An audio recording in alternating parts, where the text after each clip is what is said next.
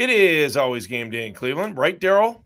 Yes, it is. Yep. And just a quick reminder, mobile sports betting has been legal here in the state of Ohio since January. And BetQL wants to help you make the most informed bets possible.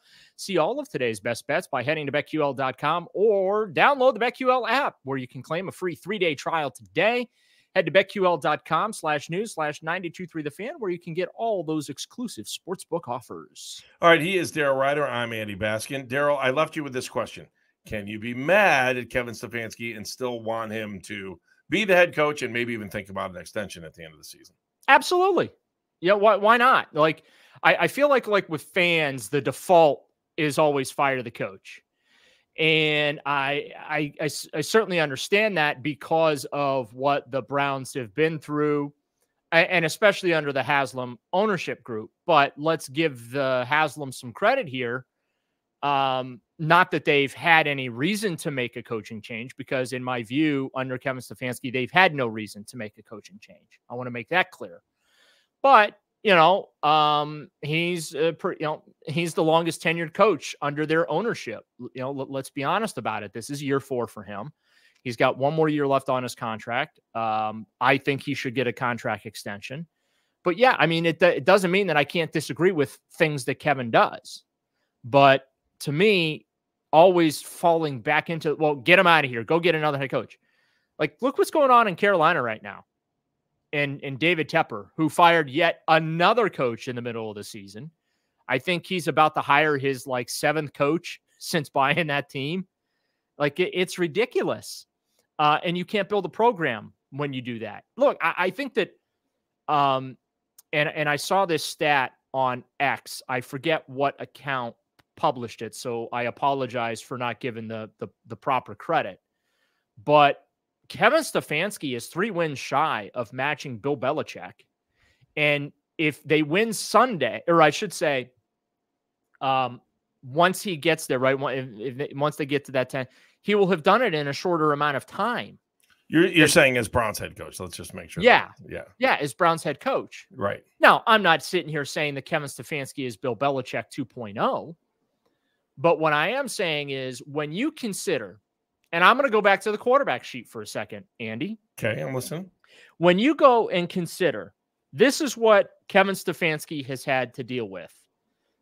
In the 2020 season, Baker Mayfield won 11-5. Okay, that was the only year Kevin Stefanski got to have one single quarterback. 2021. And 3 yards away from the AFC Championship. Right.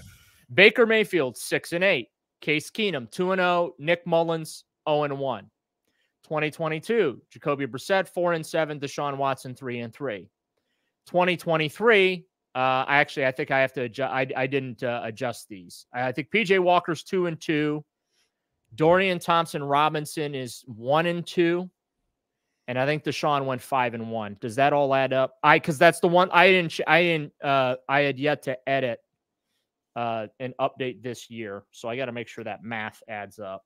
We got 5-1, 1-2. And 2-2. Does that get us to? No, I'm off on something. Oh, so DTR must be 1-1. I'm sorry. So, and let's see here. And PJ is 1-2. PJ does not get the credit, and that gets me to the 7-4. Okay, so I made a mistake. PJ Walker doesn't get, because Deshaun, even though it was PJ Walker that helped them win that game in Indianapolis, because Deshaun started, Deshaun gets credit for that win. Correct.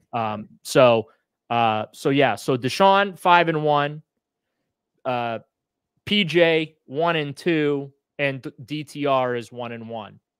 And then you're looking at Joe Flacco potentially having to start. So, just for a moment, step back and think about that alone. That is, let's see. So Baker, Case, Nick, Jacoby, Deshaun, DTR, PJ, and now off the street on November 16, Joe Flacco. So that's 8 quarterbacks in 4 years that Kevin Stefanski will have had to start. And that, and I'll go a step further, Andy. It's actually 8 quarterbacks in 3 years that he has had to start, including Baker Mayfield, because Baker, obviously, he started the full 2020 or whatever. So, like, that's not easy to deal with as a head coach and a play caller when you're just constantly going through these things. And again, I'm not here to carry water for Kevin Stefanski, but I do have to be fair and objective. Okay. Look, I thought the game plan in Denver was garbage. It should have been flipped. You know, they should have run it 30 times with defense. What'd you say? 8 times on first down? Yeah. Like, I mean, so, but Kevin's had a lot to deal with here. And here's the other thing. Remember all those stories that used to come out about the Browns, right? Every Sunday, it was like every Sunday morning we had to wake up and see the latest hit piece from a national reporter. Yeah, the drama pieces. On the dumpster fire. That we haven't had one of those in years. No, I haven't heard from Mike Lombardi in at least more than a year, right? But my point is under the Barry Stefanski regime, we've had none of that. Again, we can sit here and debate roster moves and lineups and play calls and things like that, but we've had adults in the room running the building, right? You know, there's a lot less drama, right? Really, I mean, that's right. And the drama is who's playing now. It's correct. Not about, well, so and so doesn't. Who's like fighting with so-and-so. who behind the scenes? Who's running to Jimmy Haslam's office to cry and kiss ass and save their backside and all that kind of stuff. Although when you have 7 wins, those stories tend to go away too. Of course, when you get closer to 500 and under 500, that's when everything starts to explode. Well, but here's the thing though. They had an 8-9 and a 7-10 season, right? Right.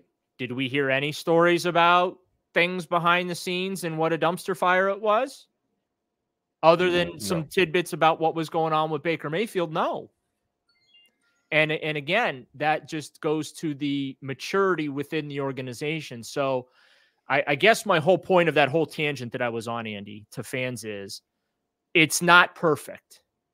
But there's a lot of ancillary stuff that has happened here that typically has not only derailed seasons, but derailed the organization.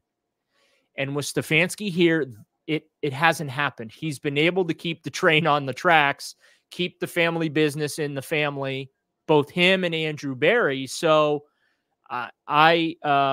regardless of, even if this season goes south, and there is a chance, right? I mean, you don't have a starting quarterback right now. Don't know how effective Myles Garrett's going to be. Denzel Ward is banged up. We don't know if he's going to be available this week. As we record this podcast, he didn't practice on Wednesday. We don't know if he practiced Thursday just yet, but that's an issue.